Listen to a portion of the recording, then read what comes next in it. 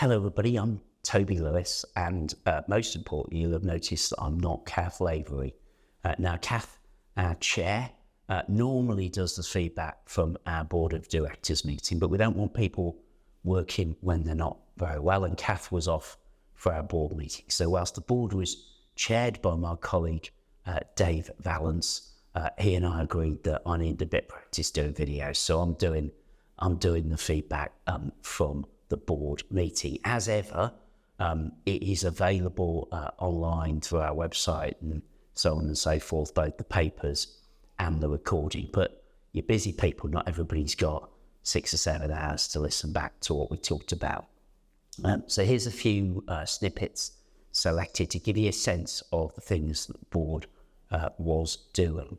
As ever, we started hearing from some of our patients, and I won't go into the personal details here of what was discussed, but I must say for me a very impactful set of stories about what it's like to be an inpatient in some of our environments, both the kindness of teams, but also sometimes the impersonal nature of the way in which things work, people going on leave at weekends and finding their possessions have been disrupted in their absence, or lights in a bedroom that make it very, very difficult to sleep.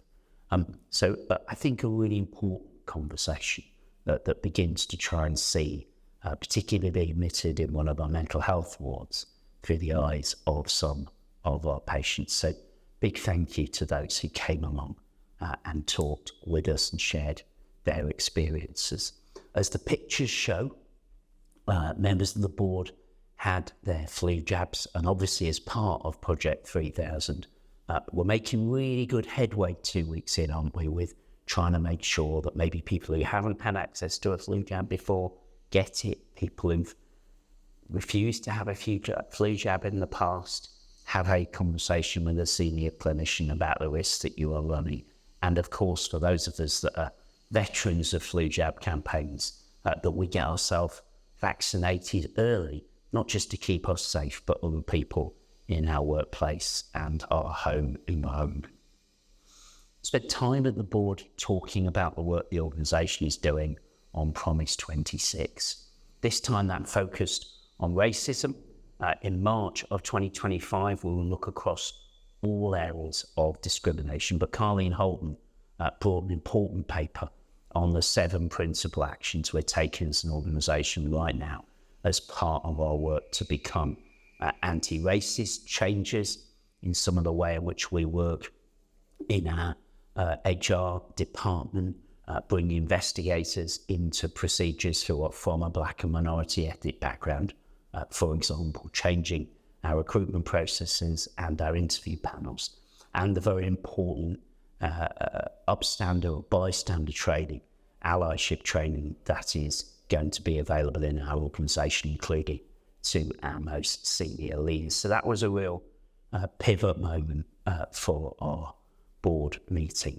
A lot of the rest of our conversation focused on that inpatient experience with which I've said we started the meeting with our patients talking with us. There were papers on the future direction of the beds that we have as an organisation, this time focused on older adults and adults. And we're going to begin a conversation in our communities about what's most important about the organisation of our wards and our inpatient facilities. There'll be effectively some engagement work in November and December as we develop ideas about the medium-term future of our bed base. No decisions through to the spring of 2025, but it's really important that we develop those high-quality therapeutic environments. Where we can, we support people not within one of our ward environments, but where we do have somebody on an inpatient basis, either formally detained or of their own volition, that is impactful clinically and is as brief a period as can reasonably occur. And that's not, before you think, for any sort of financial reason, that's simply about good healthcare, isn't it? The longer somebody stays in that environment, potentially some damage can occur, iatrogenic considerations, and so on. So it was a really strong conversation based on some data and some evidence contributions from Dermot Sinclair, from Jude Graham, from Steve Forsyth, Richard Chillery, and others, as well as Dawn Lease, who leads our quality committee.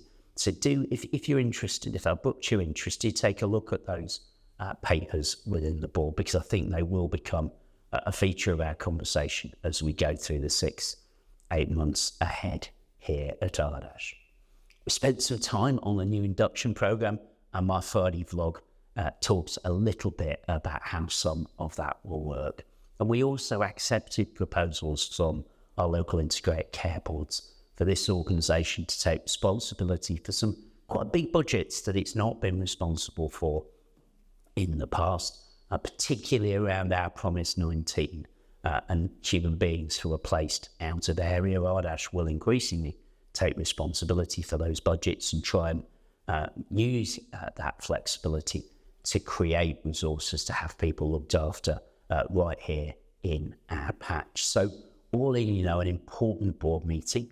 We accepted the health and safety annual report that colleagues have worked hard on, but we were really concerned by some things that told us. And so Steve Forsyth, Izaz Mohammed and others are going to bring back further papers to the board in March. So I'm wanting to get across that it was an environment of encouragement, but also sometimes disagreement and debate, as you would expect from a board meeting. Next board meets in November, then in January, then in March. I'm going to tell a guest that our next board meeting in November is in Rotherham. I'm pretty sure that it is. So details on the screen, and it would be great if you found the opportunity to tune in or just to get a sense of what's talked about in the board's meetings. Boards begin with me doing a report, visual of that on the screen. And if you want to get an overall sense of how we're getting on, maybe that's a good place to start, 4 or 5 pages every 8 weeks. Thanks very much for listening. I'm sure Kath will be back for the November board brief. Thanks ever so much for what you do. Honestly, as a board, we couldn't be prouder of the work being done in our communities, enabled by our organisation.